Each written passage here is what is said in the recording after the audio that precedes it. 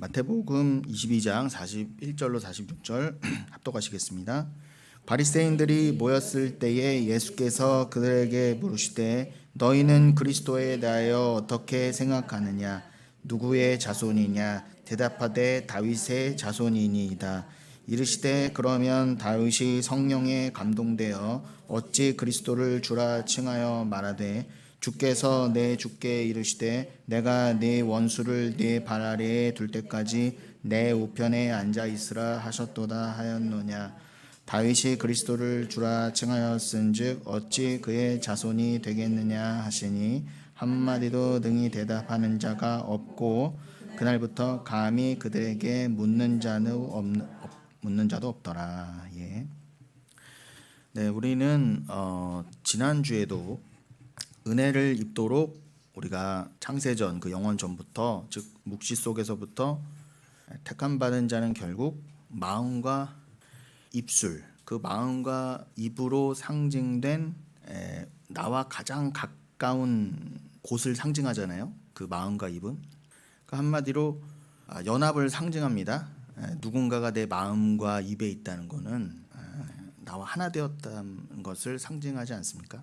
여러분이 가장 사랑하고 좋아하는 것이 늘 마음에 있고 입술에 있잖아요. 가장 사랑하는 존재가 마음의 한 중심에 있고 내 마음의 중심에 있는 그 존재가 나를 늘 이끌어요. 그래서 내가 무엇을 먹든지 마시든지 나는 꼭 그 존재를 염두하면서 생각하면서 살죠. 무엇을 여러분이 한때 그게 대상이 사람이어도 좋고 뭐여도 괜찮아요.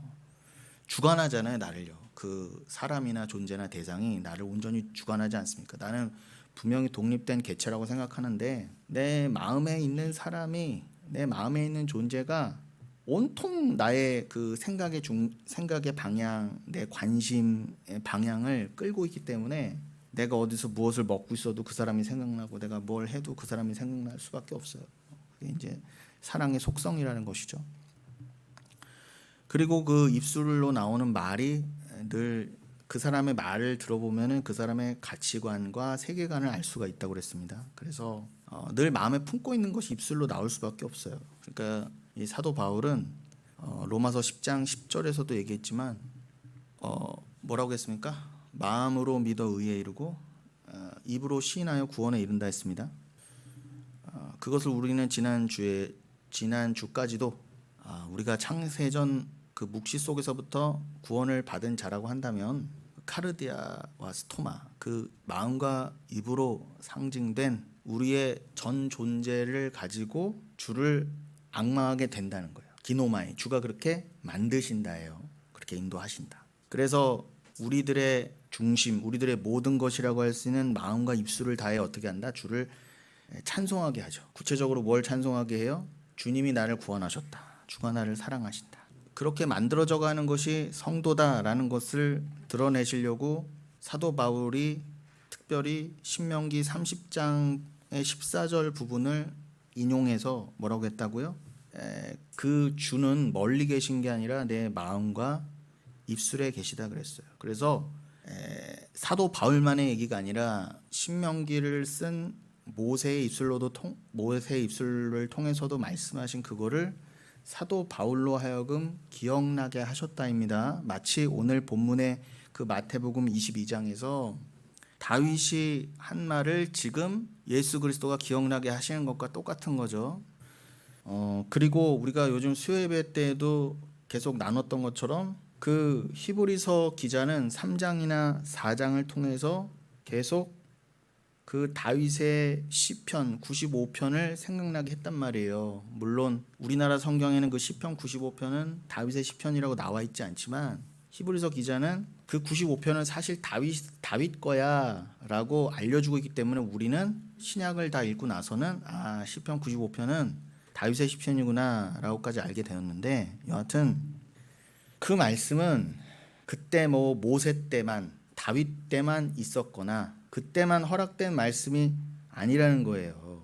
신명기 당시에 모세 때만 허락된 말씀이 아니라 이것은 바울에게도 또 허락하시고 또 지금도 우리에게 허락하시는 것처럼 이 말씀은 계속 살아있다 그 말씀입니다.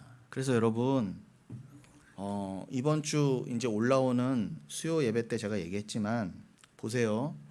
한마디로 말씀드리면 이러한 제가 지금 말씀드린 맥락을 정확히 이해할 수 있는 부분이 뭐냐면 주기도문을 생각해 보세요. 그럼 주기도문의 마태복음 주기도문 같은 경우는 그 주기도문의 중심에서 일용할 양식을 얘기할 때 우리가 그 일용할 양식이라는 것은 에피우시온 알토스 그것은 단순히 오늘 먹고 죽을 그 양식이 아니란 것도 이제 우리가 배웠습니다. 그것을 배우고 다시 깨닫고 재해석해서 여러 자료들을 끌어서 개혁신앙 중심에서 그것을 해석하다 보면은 그 일용할 양식이란 건 눈에 보이는 오늘 우리가 뭐 먹어야 될 나는 점심에 삼겹살 먹고 싶어 짬뽕 먹고 싶어 뭐 그런 게 아니라 아니 그러고 보니까 왜 이렇게 예배 끝나고 가다 보니 무랑저수지 꽈배기집하고 그 뭡니까 그 짬뽕집에는 왜 이렇게 줄들이 긴 거예요. 여러분들은 줄 서지 마세요. 맛도 없어요.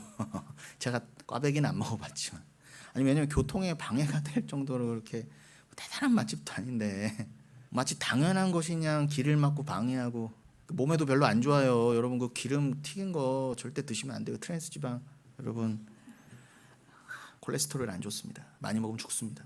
짬뽕 혈압을 치솟게 해요. 죽습니다, 여러분. 좀 다른 말씀이지만 제가 금요일에 우리 근인 형제 그 시아버님이 아니라 장인어른 근인 형제 장인어른 제가 이제 많이 쾌차하셨으니까 또 얘기할 수 있고 우리가 이제 웃으면서 얘기할 수 있지만 사실 굉장히 생명이 위독하셨어요. 그래서 지금 아직까지는 중환자실에 계시고 그래 여기까지 이제 이렇게 관까지 삽입했었는데 그건 빼고 이제 호흡기만 달고 계시는데 그때 이제 제가 금요일에 찾아뵌 거죠. 그래서 사실은 이 가족들이 장지도 알아보러 다닐 만큼 급박하고 이제 마음의 준비를 하셔라 그랬는데 뭐 귀가 파래질 정도까지 이렇게 되셨다가 이미 뇌출혈이 막 많이 번져서 지주막하 출혈이면 굉장히 위험한 거거든요.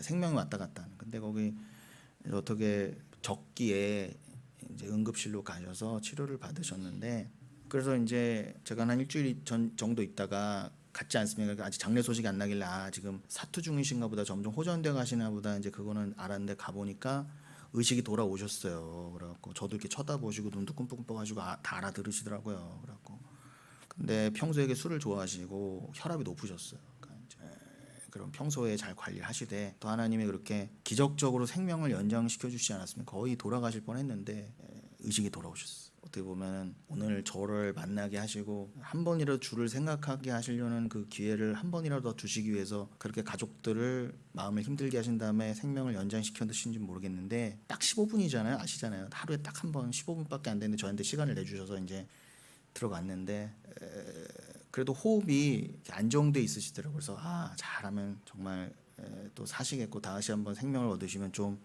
딸과 사위의 말대로 말씀에 관심이 있으셨으면 좋겠다. 근데 사람이 이렇게 지푸라기라도 잡고 싶은 때가 되면은 뭐라도 그냥 이게 의지를 하고 싶고 그런 게 인간이에요. 그러니까 제 손을 막 꼭 붙잡고 제가 그렇게 가슴 안에 손을 얹고 기도하는데 눈을 꼭 감고 기도를 들으시더라고요. 평소에 그럴 분이 아니거든. 말씀이나 예수에 관심이 있으실 분이 아닌 것 같아요. 뭐 자세한 얘기는 아니지만. 그런데 뭐 사람은 그렇습니다, 여러분. 생각해 보세요. 사람은 늘 그렇게 말씀 앞에 서게 돼 있어요. 그래서 좀 전에 말씀드린 대로 다윗의 시편을 히브리 기자가 인용하면서 뭐라고요? 오늘 너에게 구원의 말씀이 들린다면 너의 목을 곡게 하지 말고 완악하게 하지 말고 주 앞에 무릎 꿇어라 해요.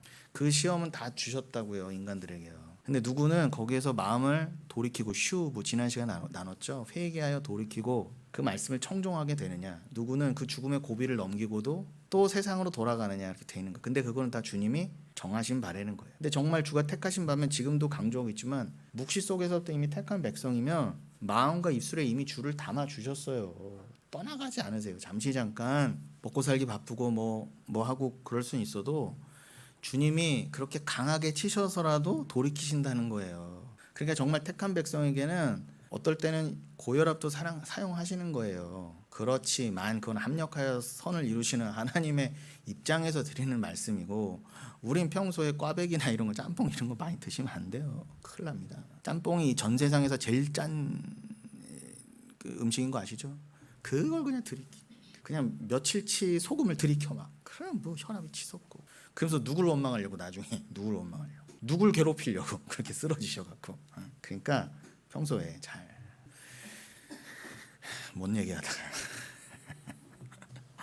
여러분은 줄 서지 마세요. 그거 뭐 맛있지도 않더만 짬뽕 같은 거 뭐 대단하게 맛있다고. 아무튼 여러분 지금도 계속 강조되고 있지만 오늘 자 다윗의 입장에서 이미 몇천 년 전에 허락된 말씀인데 히브리서 기자가 오늘 하고 있단 말이에요. 그 오늘이요.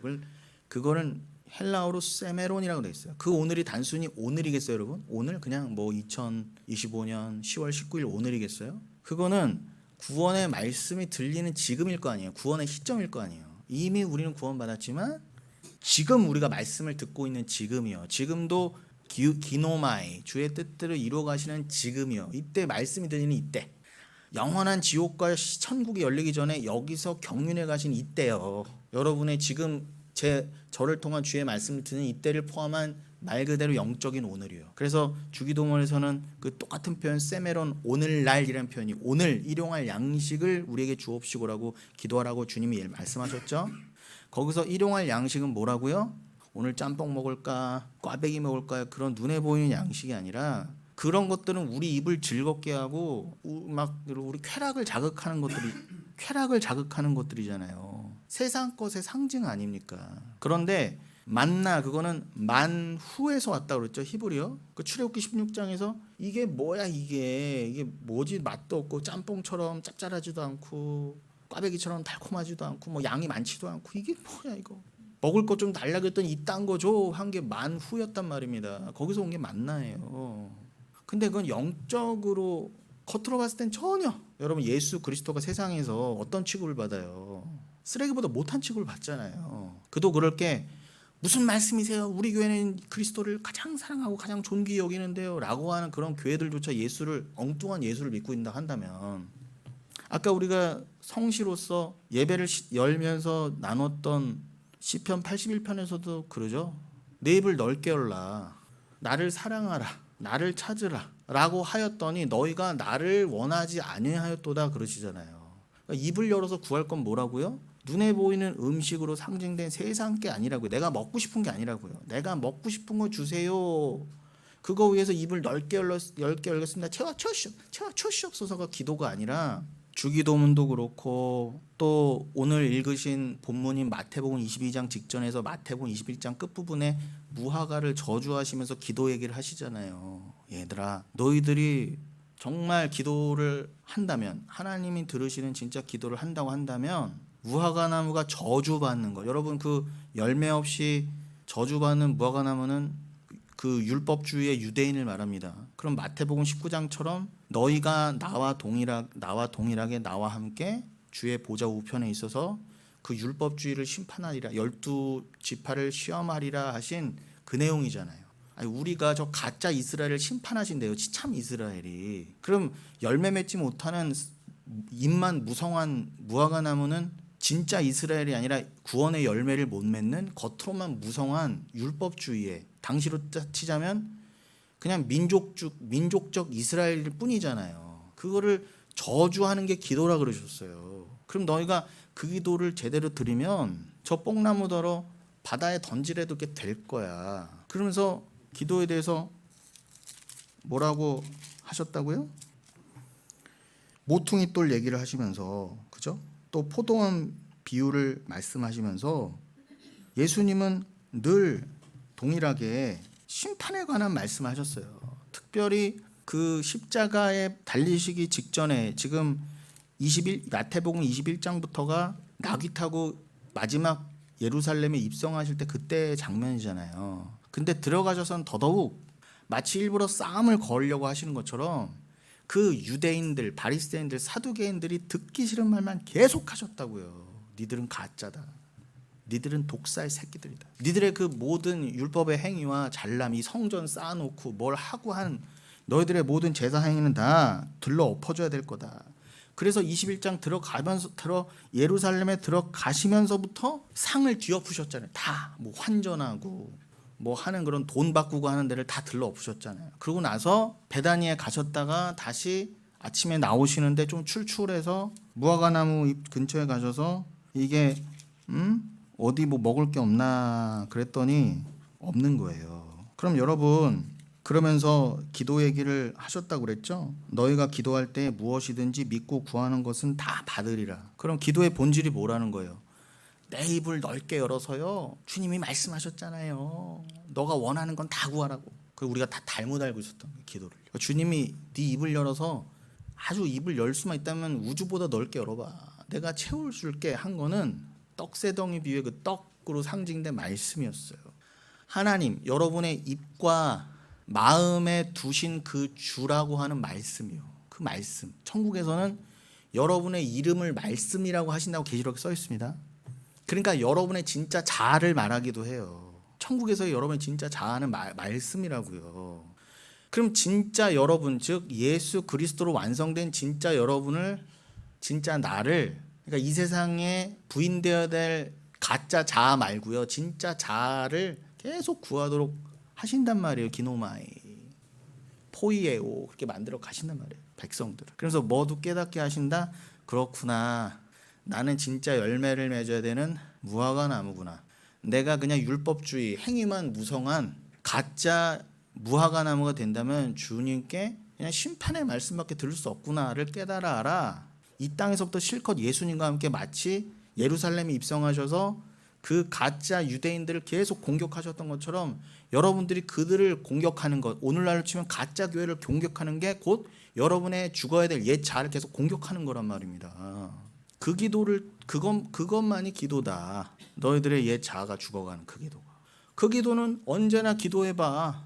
무화과 나무가 말라 비틀어지는 건 물론이고, 뽕나무가 들려 바다에 빠지는 건 물론이고, 너희가 아무리 입을 넓게 구해봐, 그 기도는 내가 다 누게 줄게. 너희를 버리고 하나님만을 사랑하고 떡새덩이 진짜 구해야 될 그 양식, 세상은 이게 뭐야라고 버렸던 그 양식이요, 예수라고 하는 그 양식.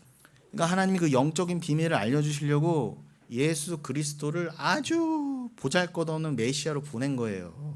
그게 이사야서 53장이잖아요. 누구도 흠모할 만하지 않은 그런 외모와 또 그런 말만 하는 거예요. 능력의 주라고 하면서 능력이 뭐예요? 십자가에 달리는 능력밖에 말씀을 안 하시는 거예요. 뭐 뒤집어 엎고 세상을 트럼프처럼 최강의 권력을 가지고 최고의 군사력으로 뭐 이 땅에 뭐 다 때려 부시고 그리스도의 나라를 세우자도 아니야. 그냥 죽어라예요. 여러분 생각해 보세요. 트럼프 어디 가든 칭찬받고 어디 가든 욕은 해도 우리 트럼프 어쨌든 겉으로라도 찍소리 못 하잖아요, 그 앞에서. 근데 여러분 예수가 그 취급 받아요? 여러분 올바로 말씀이 떨어지면 절대로 예수는 인간들이 이렇게 쥐어밟는 담배꽁초보다 못하게 예수를 취급합니다.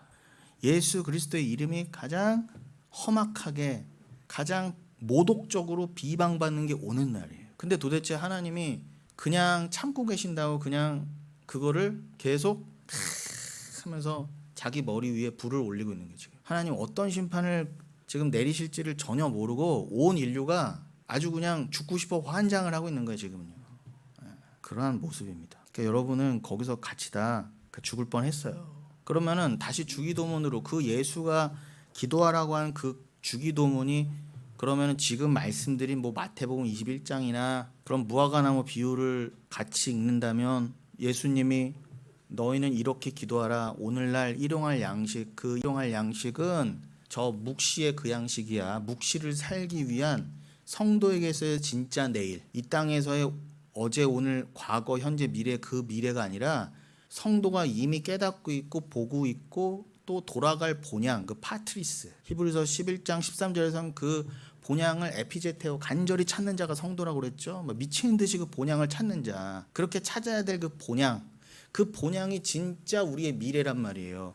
그 미래를 위한 양식이 일용할 양식이었어요. 해석해보면 그 일용할 양식을 언제 구하라? 세메론, 오늘 구하래요. 오늘. 그럼 여러분 예수가 오늘 구하라는 그 말씀이 여러분들은 오늘 구하라로 들리잖아요. 그럼 이 말씀이 살아있다 아닙니까? 그리고 또 뭐예요? 오늘 구해야 될 게 뭐라고요?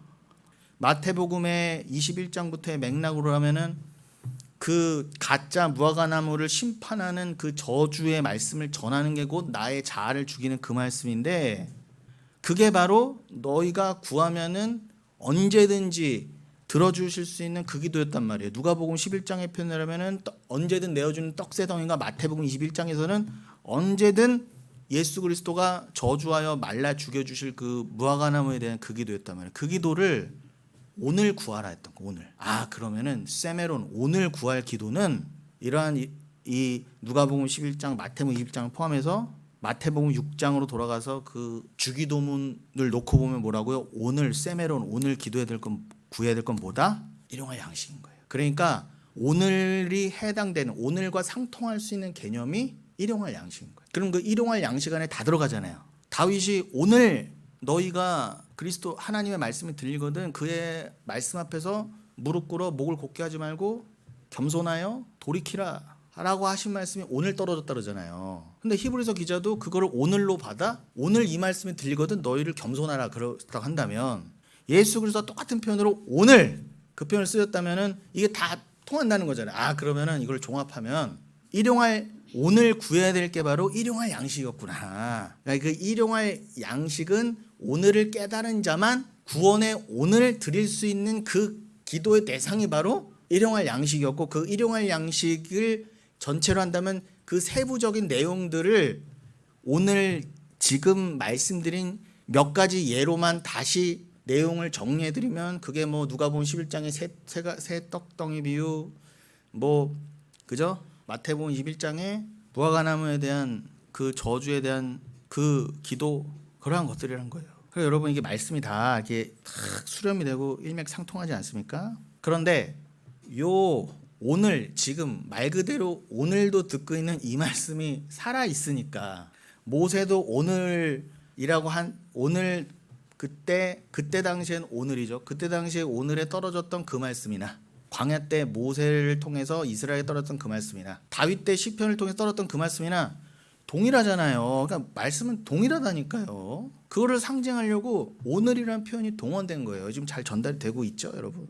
이해를 하고 있다고 믿습니다. 그런데 이거를 특별히 사도 바울은 그거를 어떻게 표현했다? 마음과 입으로 담아주셨다. 그거예요. 여러분 이걸 왜 자꾸 강조하고 제가 중요하게 여기는 거예요? 결국 오늘 본문이 마태복음 22장에서 지금 오해하는 게 그거잖아요. 41절 이후로 보면 마태복음 22장 41절 바리새인들이 모였을 때 예수께서 그들에게 물으시되 너희는 그리스도에 대하여 어떻게 생각하느냐. 이게 오늘과 지난주의 설교 제목이죠. 어떻게 생각하느냐. 누구의 자손이냐. 대답하되 다윗의 자손이이다. 이거는 형식적인 그 표면적인 답이죠. 근데 그 내용까지 알고 있어야 되는 거예요. 보세요. 이들은 예수가 지금 다윗의 형식적으로는 다윗의 후손으로 오셨지만 그는 과거 현재 미래를 뛰어넘어서 진짜 그 하나님 나라의 주님이시고 현재 과거 미래를 뛰어넘으신 분이고 모세 때나 다윗의 때나 언제든 오늘 받아야 될 그 메시아로 선포된 그분인데 그분이 지금 형식적으로나마 역사적인 십자가를 이루시기 위해서 딱 육을 입고 왔는데 오히려 그 잘난 유대인들이 그리스도는 메시아는 다윗의 자손입니다. 형식만 알고 뇌로만 알고 지식으로만 알았지 막상 그가 오니까 그를 눈에 보고도 진짜 메시아인 줄 모르고 엉뚱한 지식에만 갇혀 있잖아요. 혈통으로 오니까 다윗의 혈통으로 오시는 분이니까 후손으로 오시니까 메시아는 그보다 그래도 다윗보다 낮은 단계 아니냐 이런 식으로까지 지금 이해를 하고 있는 거예요. 이해가 되시죠? 그러니까 예수님이 거기에 일침을 가하시는 거예요. 형식으로야 다윗의 자손으로 오실 수밖에 없고 그거는 좀 이따가도 시간이 되면 계속 설명드릴 원시복음 창세기 3장 15절부터 이어진 거잖아요. 여인의 후손으로 오실 그 그리스도. 근데 그 말씀은 창세기 때에도 오늘 선포된 말씀이고 모세 때에도 오늘 선포된 말씀이고 다윗 때도 오늘 선포된 말씀인데 이 정작 유대인 바리새인들에게는 살아있는 오늘의 말씀을 안 들렸던 거예요. 그는 역사적으로는 다윗의 후손오지만 그는 하나님의 아들이라 영원에 계신 분이라 언제나 오늘 임하실 수 있는 오늘의 그 예수 그리스도 그 모든 역사를 주관하는 오늘의 주님이신데 이 유대인들은 문자적 오늘에 갇혀 있는 거예요. 이해가 되시죠? 그래서 예수님이 너희가 그리스도를 어떻게 생각하느냐 그랬더니 다윗의 자손이죠. 그래 맞아. 근데 그러면 내가 다시 물을게. 다윗이 성령에 감동되어 어찌 그리스도를 주라 칭하여 말하되 41절 주께서 내 주께 이르시되 내가 내 원수를 내 발 아래에 둘 때까지 내 우편에 앉아 있으라 하셨도다 하였느냐. 야, 니들이 그렇게 밖에 이해를 못한다면 니들이 이 시편 110편은 정말 뭐 깐난애기도 아는, 유대인이라면 아는 그 말씀인데, 그도 그럴 게 이 시편 110편 1절은 신약에서도 제일 많이 인용된 구약 본문이라고 그랬죠. 다윗의 시편이었단 말이에요. 뭐라고요? 다윗이, 예수님이 심지어는 설명까지 붙여주셨어요. 성령에 감동돼요. 이게 원어에 엔푸뉴마티라고 돼 있다고 했죠. 시편 110편에는 성령에 감동되어란 말이 없는데, 알고 봤더니 다윗이 성령에 감동되어 봤던 거예요. 우리가 분명히 다윗이 그냥 한 말은 아닐 거라고 그냥 어리짐작했지만 예수님이 도장을 찍어주잖아요. 다윗은 그때 성령에 감동되어 말한 거라고. 그러니까 다윗도요, 성령과 동행했던 자가 맞아요. 그러니까 하늘의 비밀을 봤죠. 왕이지만 제사장과 선지자처럼 엔푸니마티 성령 안에서 어느 날 기도하는 중에 하늘이 열리고 사도 요한한테 계시록을 설명하시기 위해서 하늘이 열린 것처럼, 그래서 계시록에 엔푸니마티라는 표현이 4번이나 나오잖아요. 뭐 1장, 뭐 10장, 19장 이런데, 1장, 4장, 19장 이런데요. 4번의 엔푸니마티가 나온다고요, 계시록에. 근데 계시록에서는, 요한계시록에서는 그 엔푸니마티가 어떻게 번역됐다? 성령에 인도되어. 나머지 2번은 성령에 감동되어. 뭐 성령에 인도되었든 성령에 감동되었든 이건 다 엔푸니마티란 말입니다. 근데 예수님은 그 엔푸니마티를 우리나라 성경 마태복음 22장은 뭐라고 또 번역했다? 여기도 성령에 감동되어라 했단 말이에요. 그게 근데 다 같은 말이에요. 그러니까 사도 바울도 계시록 때 사도 요한이 엔푸니마티 성령에 감동되어 다 본 것처럼 다윗도 본 거예요. 동일하게. 사는 때는 달랐지만 다윗도 오늘을 살고 사도 요한도 오늘을 산 거예요. 말씀이 인한 그때가 오늘이라니까요. 세메론 오늘에 성령에 감동되어 동일한 걸 봤지만, 다윗도 보고 사도 요한도 봤지만 사도 요한은 계시록으로 그것을 묘사했다면, 사도 다윗이 아니죠. 다윗 왕은 동일한 하나님 나라를 어떻게 표현했다? 동일한 내용인데 표현 방식만 조금 다른 거예요. 하나님이 보좌에 앉아 계시는데 보좌 우편에 어린 양이 계시네. 사도 요한이 본 거랑 똑같잖아요. 똑같다니까 여러분. 말씀은 다를 수가 없어요. 그런데 특별히 다윗은 뭘 더 그거를 보고 어떤 표현을 더 기입했다? 시편 110편 1절의 얘기를 하나님이 나의 주님에게 얘기하시는 거예요. 너는 너의 발 아래에 내가 너의 원수를 둘 때까지, 그들을 발등상 삼을 때까지 내 우편에 있으라 라고 아버지 하나님이 아들 예수 그리스도한테 말씀하시는 걸 본 거예요. 그거를 다만 내 하나님이 내 주께 하셨다 그렇게 한 거예요. 그럼 사도 왕 다윗은 그 내 주가 단순히 역사적으로 오실 예수인 것만 몰랐을 뿐이지 그가 메시아이자 그리스도라는 건 확실히 알았던 거예요. 그걸 맞다고 그럼 다윗이 본 게 확실해라고 지금 예수님이 도장 찍어주시잖아요. 야, 그때 다윗한테 성령에 감동시켜서 내가 그 보여준 거 맞아. 지금 예수님이 그러시는 거예요. 그럼 바리새인들아, 그 다윗이 그리스도를 주라 칭하였지? 근데 니들 말로는 그 주가 다윗의 자손으로 올 거 아니냐? 그런데 어떻게 다윗은 자기 아들의 그 아들 손자의 마태복음의 표현으로 하면은 다윗 때로부터도 벌써 14대가 지나서 그 포로기 지나고 나서 또 14대. 그러면은 마태복음으로만 28대 후에 오실 예수 그리스도를 어떻게, 그러면 까마득하잖아요. 근데도 어떻게 그리스도야가 아니라 오 나의 주시여라고 했을까? 그 애들 벙찐 거예요. 그러네. 이건 단순히 그냥 후손으로 오고 역사적으로 오고의 문제가 아니구나. 그는 그냥 다윗의 혈통을 빌려 오셨을 뿐이지 그는 그리스도시요 하나님이구나 이거예요. 그냥 여기에 아무도 토를 못 달더라 그 뜻입니다.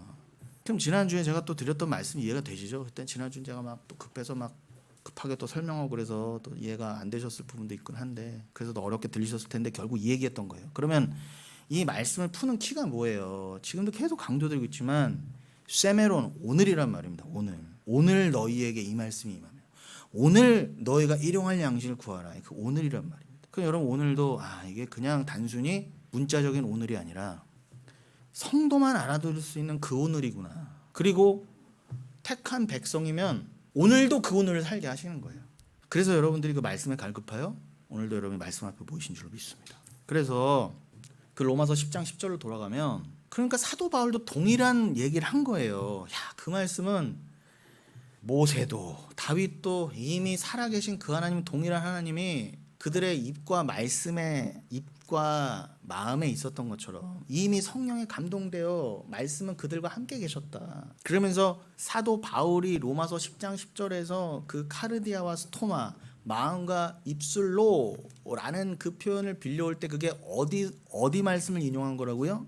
신명기서 30장 14절 부분이라고 했죠. 근데 신명기 30장 부분을 보면 로마서 10장도 마찬가지지만 물론 세부적으로는 좀 다르지만 큰 틀에서 신명기 30장이나 로마서 10장이나 그게 어떤 내용이에요? 말씀드리면 야, 율법 시대에도 신명기 때도 뭐라고 하셨다고요? 하나님은 니들이 찾아가는 하나님이 아니야. 뭘 행위를 해서 찾아가는 하나님이 아니라 그는 니들이 하나님 어디 계세요라고 저기 하늘 위에 올라가서 끌어내릴 수 있는 하나님도 아니고, 자, 신명기의 표현을 하면 저기 바다 밖에 바다 끝에 가서 하나님 여기 계셨어요 하고 내가 찾아가서 하나님을 끌어오실 그럴 분이 아니야. 너희들의 행위로 잘남으로 만날 수 있는 너희가 찾아가는 하나님도 아닐 뿐더러 하나님은 오직 믿음으로 너희 입과 이미 마음에 계시는 거지 어디를 찾아가서 그 하나님을 영접하고 데려온다고 그래. 요 말을 로마서 10장에서 그대로 받아서 뭐라고 그랬다고요? 사도 바울이 하나님을 그리스도로 바꿔요. 기가 막히죠. 이해되셨죠? 신명기 30장에서 하나님을 그렇게 데려오고 내가 임의로 끌어오실 수 있는 분이 하나님이 아니다라고 하는 표현을 사도 바울은 뭐라고 했다고요? 그리스도는 그런 분이 아니야. 그럼 신명기에서는 하나님이라고 하고 로마서에서는 그리스도라고 했다면 하나님과 그리스도는 동급이에요. 그럼 그리스도를 니들이 하늘에서 멱살잡이하듯 끌어와서 이 땅에 끌어올 수 있는 것도 아니요. 그 그리스도는. 그리고 저 수월에서 신명기에서는 바다 끝이라고 그랬는데 로마서에서는 10장에서는 저 수월에서 멱살잡이에서 그리스도를 끌어올 수 있느냐? 그런 분이 아니야. 니들이 말씀을 뭐 안다, 깨닫는다, 뭐 행한다 하면서 니들이 하늘 끝, 수월 끝을 갈 수도 없지만 그렇게 해서 그분은 거기서 그냥 날 찾아올 때까지 두고 보자, 오나 안 오나 보자, 이런 하나님도 아니라는 거예요. 그 하나님은 이미 너희를 찾아오셔서 어디에 계신다? 입술과 마음으로 상징된 너희 안에 계신다 그러는 거예요. 그게 바로 로마서 10장 10절이라고요. 마음으로 믿어 의에 이르고 입으로 시인하여 구원에 이른다지. 엊그제처럼 물론 그분은 진심으로 눈이라도 깜빡깜빡하시고 하면서 기도를 받으셨지만 억지로라도 뭐 하죠? 마음대로 살아 들어오니까 막판에 예수라도 한번 인정하고 죽어야 돼. 그래 천국이라도 가지. 이건 아니라는 거예요. 그건 다 개나 갖다 줄 잘못된 교리였다는 거예요. 그건 아니라는 거예요. 말씀을 조금이라도 알면 그따위 소리를 못 하는데 어떻게 오늘날은 목사, 권사, 장로들까지 다 그런 아주 추잡하고 저급한 정말 그 초등 학문도 안 되는 그 수준에서 계속 머물려 있냔 말이에요. 그렇게 똑똑해서 도대체 오늘날 이렇게 사회가 발전하고 뭐 금융, 주식, 뭐 부동산, 뭐 아무튼 이런 거는 돈 버는 데는 도가 텄는데 과학기술은 그렇게 도가 막 발전하고 또 발전하고 AI가 난리를 치는데 어떻게 그렇게 영적으로 무식할 수가 있냔 말이에요. 시간 지날수록 더. 그러니까 이 사회는요, 이 세상은요, 아주 역설적으로 그냥 썩어질 곳이에요. 영적인 지식이 이제는 남아있질 않아요. 진리가 점점 소멸되어 갈 거다. 그 말씀이 맞아요. 그래서 수요 예배 때 베드로후서 3장을 1절부터 다시 봤었죠. 분명히 사도 베드로가 그럽니다. 여기는 한시적인 곳이야. 베드로후서 3장 7절만 읽어드릴게요. 하도 못 믿으시는 표정이어서 베드로후서 3장 7절에 뭐라고요? 이제 하늘과 땅은 그 동일한 말씀으로 불사르기 위하여 보호하신 바 되어 경건하지 아니한 사람들의 심판과 멸망의 날까지 보존하여 두신 것이라. 분명히 뭐라 그러세요? 지금 눈에 보이는 이 하늘과 땅은 내가 불사르기 위하여 놔둔 거야. 내가 다 없애려고 창조한 거다. 근데 언제까지요? 경건하지 아니한 것들 내가 다 심판하고 불살릴 때까지 함께 불살리려고 불쏘시개로 놔둬놨어. 여기서 내가 구할 사람 다 구하고 나서 우리가 이런 것도 이루었어요. 이렇게 큰 교회 이루었어요. 뭐 큰 세상 이루었어요. 뭐 이렇게 발전시켰어요. 뭐 나 애도 많이 낳았어요. 뭐 나는 이렇게 국가 발전했어. 아니 뭐 지금 마태복음 22장 읽고 있죠. 우리 본문으로 또 강조합니다. 22장 처음 22장 다 21장부터 이어지는 거지만 22장 그냥 딱 22장만 놓고 봤을 때 처음 나오는 비유가 뭐라고요? 임금님이 종들을 보내서 야 이런 거 다 가짜다, 믿음으로만 보이는 진짜 세상이 있어, 그게 실상이거든, 히포스타시 실체인데 내가 거기에 천국잔치를 마련했어. 그 천국잔치가 곧 하나님 나고, 신명기 30장 로마서 10장에 표현하면 그 하나님 나라 그 아버지가 그리스도야, 그런 거잖아요. 아니 분명 그러잖아요. 천국은 마치 그 천국잔치 벌린 임금과 같다고, 아버지와 같다고. 그런데 종들을 보내서 딴 말 안 했어요. 얼른 오세요, 잔치 오세요. 그랬더니 다 뭐라고 그래요? 다들 하면서 무시하면서 뭐라고 그랬다고요? 한 사람은 자기 밭으로, 한 사람은 자기 사업하러 가고. 그럼 가기나 하지. 남은 자들은 어떻게 해요? 그 종들을 잡아 모욕하고 죽였다 그랬어요. 주의 종들을. 그랬더니 어떻게 해요? 군대를 보내서 싹 다 진멸했다 그랬어요. 그럼 베드로후서 3장 7절의 표현을 하면 뭐예요? 그렇게 하나님이 군대를 보내서 싹 다 조지시기 전까지 잠깐 요거 남겨두신 거라 그러잖아요. 무슨 소망이 있어요 여기에. 여러분 진짜 천재들도요, 물리학만 따져도, 양자역학만 따져도 여기는 끝이구나를 알았어요. 그리고 절대 절망에 빠졌다고요. 그런데 거기서 예수를 못 만나서 그냥 절대 절망 속에 죽어갔다고요. 여러분 예수 안 믿는 사람들도, 천재들도 여긴 끝이구나, 인생은 비극이구나, 절대 나는 영생할 수 없고 여기서 늙어 죽을 수밖에 없고 그 뒤는 나도 모르겠고, 그러한 너무나 안타까운 가운데 나는 이 잘난 머리로, 이 똑똑한 IQ 200, 300 된 이 머리로 영원히 이 땅에서 나를 위해 살면서 영원히 칭찬받아가면서 살고 싶은데 나는 100년도 되긴 죽어야 되는구나를 알고, 그들도 일부러 내가 안 먹어야지, 안 즐겨야지, 금욕해야지가 아니라 우울증에 빠져서 이 세상이 이거 내가 뭐 먹어본들 이게 의미가 없고, 뭘 결혼하고 살아본들 이게 곧 죽고 나는 그냥 흩어져가는 먼지일 뿐인데 라고 죽어갔어요. 근데 여러분은 도대체 부끄럽지 않으세요? 순간순간 말씀을 잊어먹고 여기가 너무 좋사오니 계속 그래서 즐기고, 어떨 때는 막 도대체 이 사람이 자기 부인을 아는지, 천국을 아는지, 천국에 초청을 받았는지 분간이 안 되게 살아가요. 그러면 예수 모르고 죽어간 천재들보다 못한 거 아닙니까? 그러니까 그 천재들이 이렇게 단명하고 자살하고 그런 거예요 다. 여러분 여기는요 곳이에요. 중요한 건 너가 뭐 했어가 아니에요. 네가 여기서 뭐 부자로 살았느냐, 뭘 이뤘느냐가 아니라, 아까 로마서 10장 10절의 표현은 뭐라고요? 너 입술과 마음에 그리스도가 있어? 이것만 찾으신다고요. 그러니 여러분 정말 택한 자는 이 땅에서 천재가 아님에도 언제나 또 붕어 새끼처럼, 닭대가리처럼 더 이 세상에서 헬렐레 하고 있는 사람이라 할지라도 금방 또 탁 치셔서 어떨 때는 병원 저 중환자실까지 들여보내셔서 어떻게 한다고요? 마음과 입술에 그리스도를 담아놓으신 자임을 깨닫게 하신다예요. 그래서 결국은 그 입술로 주를 앙망하게 하시고, 출애굽기 14장 13절 말씀처럼 모세가 그러죠. 너희는 다 집어치고 예수와 그 구원만 바라봐라. 홍해 바다가 앞이고 뒤에는 애굽 병사인데 너 지금 다 끝났지? 뭐 이제 다 끝났잖아. 맞잖아요. 그 엊그제 그냥 여기 다 주사바늘이랑 뭐 온갖 기계다 붙이고 숨만 꼴딱꼴딱 하는 분하고 뭐가 달라요? 그거 딱 진단 내려진 거예요. 너 끝이야. 이렇게 이 세상에서 너 끝이야. 여러분 이렇게 막 돌아다니고 건강 살았다나 여러분 산 분이 아니에요. 여러분은 지금쯤은 다 그 중환자실에 그 환자처럼 여러분의 자아는 그렇게 꼴딱꼴딱 숨만 쉬고 있어야 된다고요. 그럼 그 사람의 고백은 뭐밖에 없겠어요? 난 죽은 자구나. 이거 숨은 붙어있지 죽은 자구나. 주여 주만 바라봅니다. 내 마음과 입술엔 주가 있잖아요. 주님 그건 아시잖아요. 요거 원하시는 거예요. 그거 여러분에게 깨닫게 하시려고 주변에 모든 걸 허락하신 거예요. 얻은 상황, 저의 예화 하나, 제가 그 병원에 가서 겪는 것들, 뭐 하나 하는 것들이 저도 우연히 있고 뭐가 허투루 하나님이 시키시는 게 있겠어요? 여러분들도 마찬가지란 말입니다. 갈라디아서 4장 4절로 9절 보겠습니다. 지금 마음 얘기했어요. 입술 얘기했어요. 그리고 때 얘기했어요.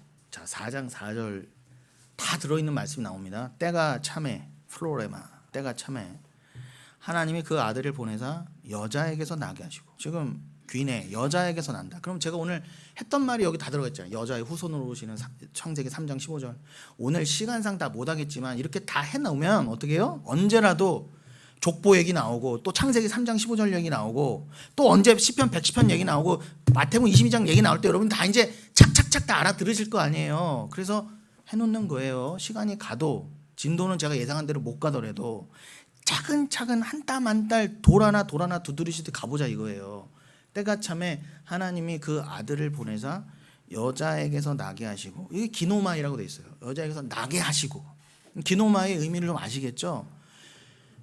마리아도 마찬가지였어요. 마리아가 누가 보면서 그러잖아요. 초반에 네가 처녀지만 잉태하여 예수를 낳을 거랬더니 내 뜻대로 마시고 주 뜻대로 되게 하옵소서. 기노마이로 돼 있어요. 제가 언제 설교 때도 말씀드렸죠. 여러분은 그 기노마이가 되어야 될 분이에요. 그리고 중요한 게 독생자를 뭐라고 그래요? 모노게네스라고 그러잖아요. 그 독생자가 모노, 단일, 모노와 기노마의 합성어가 모노게네스라고요. 그럼 독생자는 뭐예요? 그 기노마이, 이런 헬라어만 봐도 모든 진리를 하나로 만드실 분, 하나로 결론이 되시는 분. 그 우리를, 마리아 같은 경우는 처녀인데도 불구하고 애를 낳게 하시고, 또 지금 갈라디아서 4장 표현을 하면 하나님이 예수를 그 마리아의 배를 통해서 때가 참에 여자에게서 나게 하시고, 그는 언약을 성취하게 하시려는 것이고, 그 모든 기노마이의 종합이 되시고 머리가 되시는 분이 독생자라는 거예요. 모노게네스. 그걸 다 이루시고 주체적으로 하시고 우리에게 이루시고 실제가 되게 하시는 분이 모노게네스란 말입니다. 그러면서 5절에 뭐라고 합니까?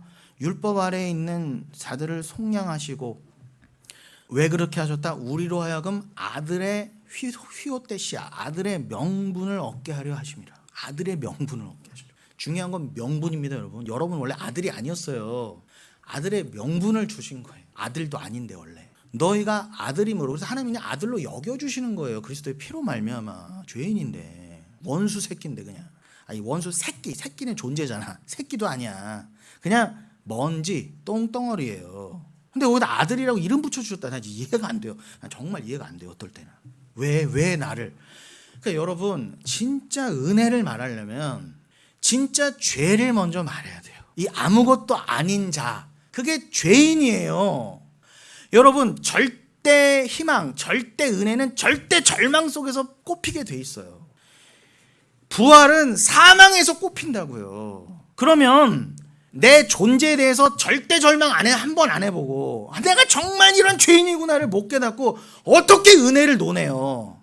그러니까 그 절대 절망과 나의 죄인됨을 모르는 주제에 은혜 어쩌고저쩌고 다 가짜란 말이에요. 제 말은요. 아무리 큰 교회 목사라더라도. 제가 지난주에 소강성 얘기를 안 할 수가 없어요. 제가 여러분들은 오해 안 하시겠지만, 제가 급하게 말하고 지나간다고 다 얘기 못했지만, 제가 그 사람을 그냥 막 욕하는 게 아니라 그 사람은 일면식도 없어요. 근데 여러분들이 그 사람뿐만 아니라 그런 사람의 설교라는 류를 조심하라는 거예요. 그거는 교단을 뛰어넘어서, 장로교 합동 측의 가장 큰 교회 중에 하나의 목사가 그 말을 할 정도면 다른 교단은 말해 뭐 할 그런 거예요. 그래서 제가 대표적으로 말한 거예요. 덮어놓고 누구 목사니까 다 옳다 그러거나 어느 교단이니까 옳다고 하지 말고, 지금 여러분 돈 벌러 갈게요 하고 어디 갔는데 시체로 발견되고, 어디서 뭘로 그냥 장기도 다 팔려서 시체. 요즘 그런 세상이에요, 여러분. 어떻게 그렇게 영적인 거는 그냥 그렇게 그냥 턱턱 그냥 여러분 아무 의심 없이 그렇게 그냥 아무거나 듣고 그냥 아멘하고 계십니까 도대체? 진짜 악랄한 건 여러분의 장기를 팔아먹는 인간들이 아니라 여러분의 영혼을 팔아먹는 사람들이라고요. 그 사람이 한마디만 들어도 알잖아요. 내가 창세기를 아무리 보면 뭐합니까? 아무리 창세기를 봐도 아쉬워요. 아담이 왜 그랬을까? 자기와 아담을 이미 분리했잖아요. 분리하는 건 막이라니까요. 말씀 분리하는 거. 내가 아담이에요. 내가 뱀새끼고. 내가 뱀새끼니까 뱀이 와서 내가 꼬였죠. 나는 안 그랬을 거야. 나 같으면 하나님께 칭찬받았을 거야. 나 같으면 절대로 선악 안 먹었을 거야. 그런 말을 장로교고 합동적으로 한다면 이미 끝난 거 아니에요? 이미 창세부터 틀렸잖아요. 그럼 계시록까지 어떻게 가려고 그래요? 내가 죄인인 걸 부정하고 앉았는데 모든 말씀을 벌써 부정하는 건데, 그거는. 제가 그래서 그 분리를 악하다 그런 거예요. 그 사람이 뭐 착한 일을 얼마나 많이 했겠어요, 저보다. 나라를 위해서 얼마나 기도도 많이 하고. 그 사람 또 엄청 웃겨요. 우울증 빠진 사람들 얼마나 더 웃겨줬겠어요. 저보다 훨씬 좋은 일 많이 한 사람이라니까. 그러나 여러분, 저는 그런 거 안 따지잖아요. 말씀만 놓고 보자는 거, 말씀만. 왜 분리해요? 왜 자기랑 원수를 분리하고 왜 자기랑 아담을 분리합니까? 분리하면 여러분 그 아담을 위해서 오신 예수도 부정하는 거예요. 나의 죄 때문에 예수가 오시는 건데 나는 죄인 아니에요. 그러면 요한일서 1장 아니에요? 너가 죄인이 아니라고 그렇게 하나님 앞에 뻗대면 그게 목이 곧은 거고, 그러면 너는 하나님을 모욕하는 자라고, 거짓말하는 자라고, 모욕하는 자라고 그러잖아요. 그러니까 여러분, 죄를 몰라도 설교할 수 있어요. 죄를 몰라도 몇십만 성도 랍시고 교회할 수 있어요. 사기 쳐먹을 수 있다니까. 여러분, 정신 차리세요. 정신 차리세요. 제발 정신 차리세요. 답답해 미치겠습니다. 아니, 그 목사의 행위는 곧 신명기 30장이나 로마서 10장처럼 예수 그리스도 어디서 알려만 줘봐. 내가 가서 멱살 잡아 끌어올게. 똑같은 거 아니에요? 바다 끝에서 내가 찾아올게. 내가 가서 지옥 끝에서 내가 찾아올게. 내가 누군데 내가? 니들 담임 목사냐? 이런 거 아니에요? 여러분 거기에 다 속아서 거기서 아멘 아멘 합시고 다 갖다 바쳤잖아요. 뭔 할 말 있어요 여러분들요? 거기서 여러분 회개 받고 돌이킴 받고 건짐 받은 것만으로 감사하십시오. 저는 정말 천추의 한이 될 뻔했어요. 영원토록. 내가 속은 것도 모자라 미치겠는데, 그것도 미쳐 모자라 돌아가시겠는데, 갔더니 내가 속인 사람들이 다 같이 있어. 어떻게 감당하려고 그래 도대체? 너희가 아들임으로 하나님이 그 아들의 영을 우리 어디에 보내셨다 그래요? 우리 마음 가운데 보내셨다 그래요. 카르디아, 우리 마음 가운데. 중요한 건 마음이에요. 그래서 마음의 할례를 받으라 해요. 신명기 10장 30장도. 그게 슈브 돌이키시다의 뜻이 마음의 할례 아닙니까? 그러니까 계속 돌이켜라. 그 말씀과 함께 마음의 할례가 붙어 나온 거예요. 신명기에서도. 마음 얘기하시나요? 그래서 그 마음을 받아 어떻게 하시려고요? 아빠 아버지라 너희가 부르게 되었다. 아빠 호 파테르. 아빠는 아람어, 파테르는 헬라어. 둘 다 아빠를 친근하게 부르는 말이에요. 근데 공교롭게도 우리가 아빠 하는 거나 아람어로 아빠 하는 거랑 발음이 거의 비슷해서 이게 뭐 아빠 아버지가 뭔 말이었는데 이건 그냥 어린애가 아빠 하는 거로 그냥 이해하세요. 여러분이 어떻게 똥덩어리 주제요 감히 하나님을 아빠라 부르게 돼서 도대체. 나 진짜 여러분, 우리는 오늘 그냥 세메론 오늘 주의 말씀을 듣는 것만으로 너무 감사한 거예요. 저는요, 내가 감히 하나님을 아버지라 부르기는커녕 그냥 아휴 진짜 이거 어떻게 나 같은 거를 천국에 그냥 문지기나 할게요도 문지기도 감당 못해요. 내가 나를 아는데.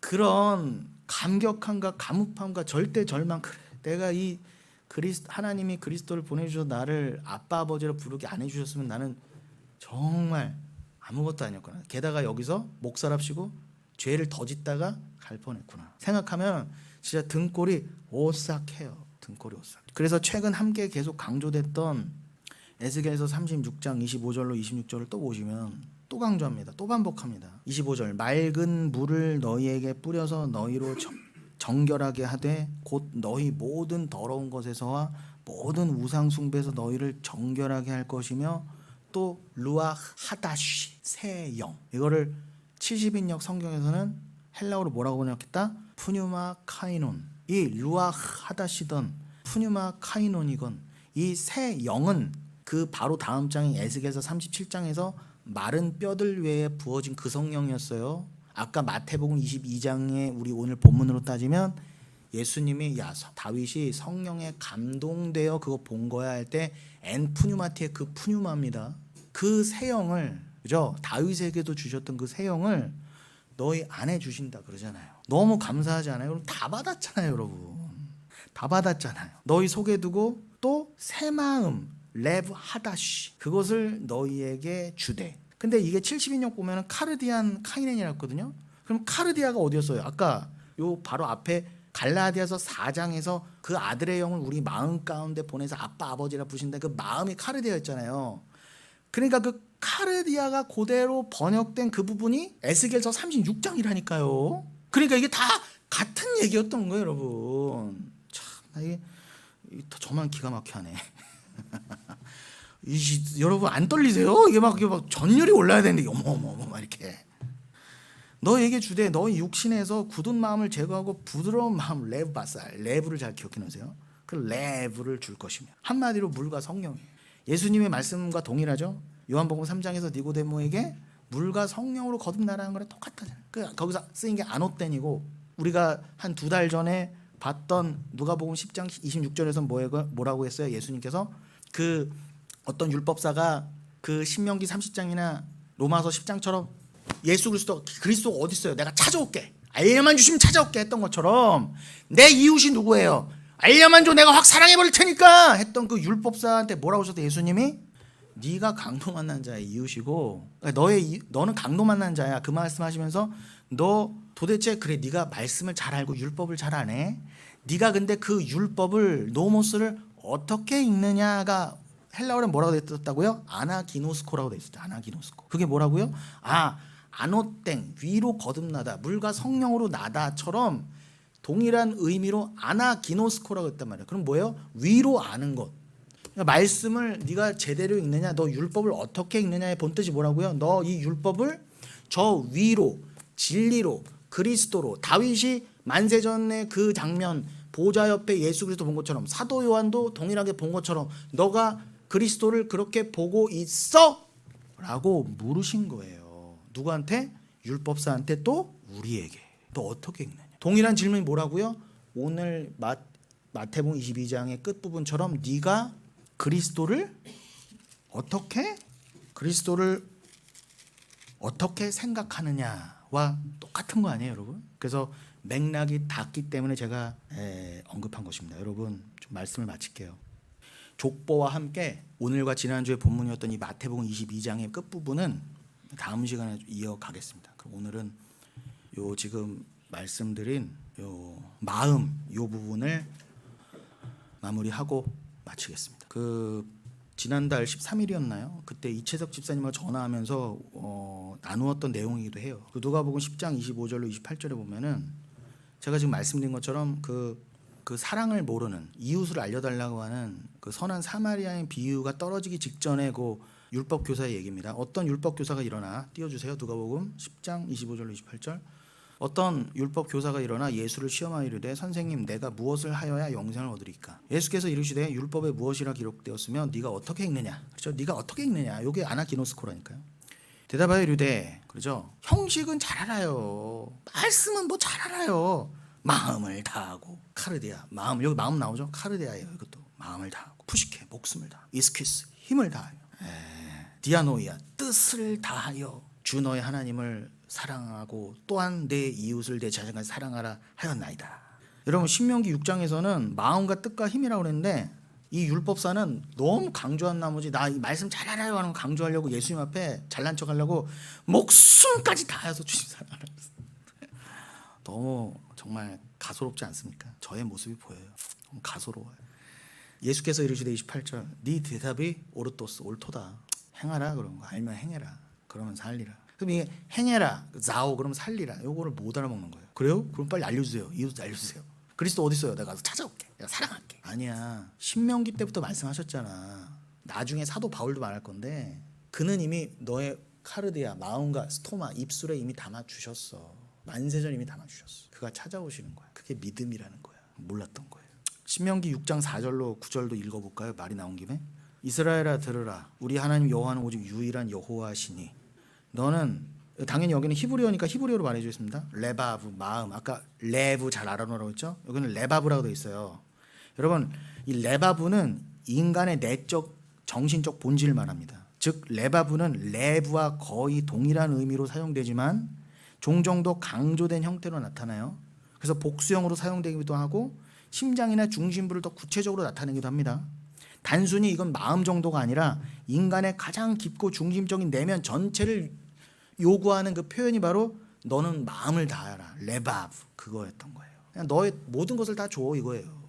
마음 주면 다 주는 거 아니에요, 여러분? 근데 마음을 다하고 뜻을 다하고, 네페시, 여기 네페시는, 네페시는 존재라고도 읽을 수 있는 겁니다. 그래서 하이네페시아야, 내가 예수님이 예수님이신 하나님이 아담에게 생명을 만드시려고 생기를 넣으셨을 때 그때 하이네페시아야, 살아있는 산 존재가 됐다고 그러잖아요. 그 존재 말하는 거예요. 너는 그 뜻을 다한다는 게 넌 그 존재, 너의 살아있는 존재, 왜 사는 거니 너 도대체, 쉽게 말하면 그 삶의 존재 이유를 다해서 주를 사랑하라는 거예요. 주가 너를 왜 만드셨는데, 하나님 사랑하라고. 그리고 메오드 힘을 다하여 내 하나님 여호와를 사랑하라. 주는 이것만 원하신다니까. 내 입을 넓게 열어서 나를 원해라. 제발 나만 원해라. 근데 나 쓸데없나. 철수. 롤롤롤롤. 요즘은 용산에 아파트가 뜬답니다. 용산에 좀 어떻게. 마포가 뜬답니다. 지금 마포가. 그럼 여기 이미 용산과 마포에 사시는 분은 어쩌라고? 기도 제목이 나는 이미 그거 갖고 있는데 어떡할 거예요 도대체. 오늘 내가 네게 명하신 이 말씀을 너는 마음에 새기고 내 자녀에게 부지런히 가르치며 집에 앉았을 때든지 길을 갈 때든지 누워있을 때든지 일어날 때든지 말씀을 강론할 것이며 너는 또 그것을 내 손목에 메어 기울을 삼으며 내 미간에 붙여 표로 삼고 또 내 집 문설주와 바깥문에 기록할지니라. 여러분 이렇게 우리는 주 앞에서 원래 숨조차 쉴 수 없는 존재였음에도 불구하고 주님이 마음을 다할 수 있는 그 마음, 다할 수 있는 뜻, 다할 수 있는 힘을 주셨어요. 그걸 왜 주셨다? 너 그걸 가지고 주를 사랑하라고. 우리 같은 먼지에게 생기, 첫 아담에게 생기 주셨지만 둘째 아담이다, 둘째 사람이자 마지막 아담. 그러니까 둘째 사람은 잊어버리세요. 마지막 아담. 그 둘째 사람의 표현은 고린도전서 15장의 문맥을 알아야 그 둘째를 아니까 그거는 둘째는 후자를 말하는 건 둘째는 잊어버리시고 그냥 첫 아담 대조되는 마지막 아담을 기억하세요. 첫 아담으로 인해서 우리는 다 죄를 이어받았다 그러잖아요. 그러니까 여러분 그 아까 소강성 목사가 나는 첫 아담과 다른데부터가 이미 성경과 대치되는 말을 한 거예요. 너희는 다 첫 아담 아래에서 죄 아래 있다라고 분명히 말씀하셨는데 그래서 너희는 마지막 아담이신 예수의 피로 말미암아 구원이 반드시 필요하다라고 그러셨는데 그 목사는 도대체 뭐하는 인간이야 도대체. 제발 좀 찾아와 나한테 살고 싶으면. 여러분 그렇게 우리는 주 앞에서 그냥 숨조차 살 수 없이 첫 아담 안에 다 저주 아래 있던 자. 그래서 그 열매를 못 맺는 무화과잎과 같은 자들이었어요. 율법주의자들. 그래서 저주를 받을 수밖에 없었어요. 우리는 우리 입술과 머리와 이성과 인생으로 그리스도를 담을 수 없을 뿐만 아니라 담기도 거부했던 자들이에요. 우린 존재 자체가 안 되니까. 그를 감당할 수 없었으니까. 목사랍시고 그리스도를 오히려 죽이는 자가 돼 있더라. 말씀을 받으면 뭐예요? 그 말씀을 오히려 그리스도와 사람들을 죽이고 있는 것을. 그래서 여러분 갈라디아서 우리가 아까 4장 보면서 우리가 아까 6절까지 봤었죠? 그럼 7절로 9절을 마저 보고 마치겠습니다. 그러므로 네가 이후로는 갈라디아서 4장 7절로 9절입니다. 갈라디아서 그러므로 내가 이후로는 둘로스 종이 아니요 아들이니. 아까 그 카르디아 마음에 아파 호 파테르라고 부를 수 있는 그 영을 부어주셨다 그랬어요. 우리에게 푸뇨마를. 그건 에스겔서 36장에서 그 루아흐라고 했던 그거예요. 그거를 주시고 나서의 얘기예요. 그러므로 네가 이후로는 이제는 종이 아니요 아들이니 아들이면 하나님으로 말미암아 유업을 받을 자니라. 이 클레로노 노모스는 많이 강조했었죠. 로마서 8장에서 특별히 너희들도 이제 그 기업을 받은 공동 상속자라는 뜻이에요. 예수 그리스도와 원래 뜻은 클레로노모스. 그러나 너희가 그때는 하나님을 알지 못하여 에이도라고 되어 있습니다. 보지 못하여랑 똑같은 거죠. 그러니까 그 다윗이 천국 본 거나 모세가 천국 본 거나 사도 요한이 천국 본 거나 뭐 주의 종들은 다 봤잖아요. 사도 바울도 3층 올라가서 다 봤고 그 본 거를 못 본 거야. 그걸 본다 할 때 그걸 에이도라고 그래요. 근데 여기서 뭐라고요? 하나님을 그러나 너희가 그 전에는 종이 되었을 때에는 보지 못하였다 그래요. 그게 뭐예요? 알지 못하였다. 그게 뭐였다고요? 니들이 그 원래 뜻은 천국을 보지 못하였다는 거. 아 다윗이 본 것처럼 하나님의 보좌가 있는데 그 옆에 보좌 우편에 예수 그리스도가 하나님께 그런 대권을 받고 있네. 다니엘서 7장에서도 다니엘이 보니까 어머 구름을 타니까 이 사람의 옷으로 와가서 하나님께 대권을 받고 있네. 이거를 너 못 봤잖아. 그러니까 너들은 종이었던 그런 거예요. 종이 아니면 아들이 되려면 뭐가 돼요? 보셔야 돼요. 믿음으로. 못 보면 다 종인 거예요. 그래서 너희가 보지 못했을 때, 즉 깨닫지 못했을 그때는 니들이 피시스 본질상 하나님이 아닌 자들에게 종 노릇하였더니 그래요. 본질상 피시스 이건 한번 강조했었죠. 본질상 너희가 진노의 자녀였다는 에베소서의 말씀과 똑같은 거예요. 본질상. 그러니까 여러분들은 겉에만 내가 죄인이고 겉에만 이렇게 종이고 그런 게 아니라 너희들은 뼛속까지 본질상 쓰레기였다 그거예요. 그걸 잊지 말아라. 그걸 잊지 마라. 주는 여러분의 표면만 바꿔주시는 게 아니에요. 여러분의 본질을 다 존재를 다 뒤집어 엎으신 거예요. 그게 바로 이전 것은 지나갔으니 보라 새 것이다 되었다 그거예요. 그러면서 9절 마지막 9절 이제는 뉘인데라고 돼 있어요. 이게 로마서 3장 20절에 21절에서 그러나 이제는 뉘니데에서 그 생략돼 있던 그죠? 그거랑 같은 맥락의 접속사가 쓰였습니다. 참고로 말씀드린 거고 그 이제는 그게 원래는 뭔 뜻이다? 이게 뉘인데는 그러나 이제는 그러니까 더 확실하게 이게 맥락이 다가오잖아요. 그냥 너희가 본질상 하나님이 아닌 자를 종로로 살았더니 그때는 이제는 이건 좀 약하잖아요. 심심하잖아요. 그 뭐예요? 원어에는 헬라어는 뭐라고 해야 되나? 그러나 이제는 완벽하게 바뀌었다 이거예요. 그러나 이제는 너희가 하나님을 알 뿐 아니라 기노스코 알 뿐 아니라 기노스코가 뭐라고요? 아나기노스코 네가 율법을 어떻게 읽느냐의 그 기노스코라고 그랬죠. 그 너희가 하나님을 그렇게 진짜로 제대로 기노스코 영적으로 알 뿐만 아니라 하나님도 너희를 아신 바 되었고 그러니까 여러분 기가 막히잖아요. 나도 하나님을 기노스코하고 하나님도 나를 기노스코했대요. 정말 이게 바로 우리들의 마음과 입술에 주를 담아주신 거랑 똑같은 말씀이잖아요. 그런데 어찌하여 다시 약하고 천박한 초등학문 스토이케이온으로 돌아가서 다시 그들에게 종로로 타려 하려느냐. 그러니 내가 오늘 이 말씀을 또 준다. 오늘 이 말씀을 듣고 경책하며 오늘 세메론 때 구해야 될 일용할 양식 그 예수만을 구하라가 되겠습니다. 오늘 말씀 잊지 마시고 이 종말의 때 모든 것이 드러나고 있는 악함으로 드러나고 있는 이 마지막 때 여러분 영혼을 더 굳건히 지키시고 이 절망의 때 오히려 산소망으로 더 눈물 가운데 기쁨으로 지어져 가시는 저 여러분 되시길 바라겠습니다.